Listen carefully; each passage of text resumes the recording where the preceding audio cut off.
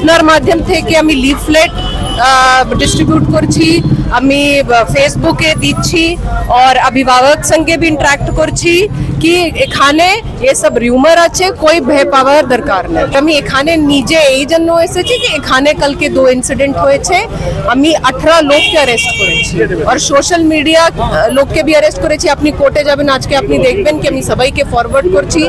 4টে লোককে আমি পিসি নিচ্ছেন কি কেন এটা এরকম করেছে, কোথায় থেকে শুনেছি, কে ওনাকে বলেছে কি এ বাচ্চা চোর আছে এরকম আছে। তো we are doing it, we need your help, media help। তো বলছি এটা একটা ভয়ের কারণ নেই, এটা একটা গুজব, কোনো রকমের ভয় পাবেন না, আমরা আছি এসো বাড়িতে। আমি এই 1 ঘন্টা আগে আসলাম, কালকে ঘটনাটা দেখিনি, শুনে আসলাম, কারণ এখানে আমার বাচ্চা 10 অবধি পড়েছে, কিন্তু আবার দেখতে আসলাম।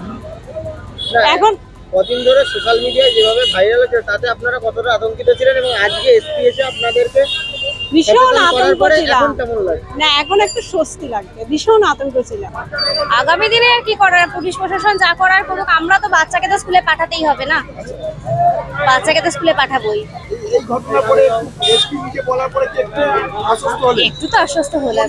পুলিশের ভূমিকা সবসময় সঠিক, কারণ হচ্ছে পুলিশ সবসময় মানুষকে প্রোটেকশন দিয়ে থাকে। এবারে যদি আমরা একটা গুজবে কান দিয়ে নিজেরা যদি সচেতন না হয়ে যদি আমরা নিজেদের মধ্যে একটু কম্প্রোমাইজ না করে যদি গুজবে কান দিয়ে ঝপ করে একটা সিদ্ধান্ত নিয়ে ফেলি, সেটা একটা বাচ্চার পক্ষে ক্ষতি এবং আমাদের সবার পক্ষে ক্ষতি, গার্জেনদের পক্ষে ক্ষতি।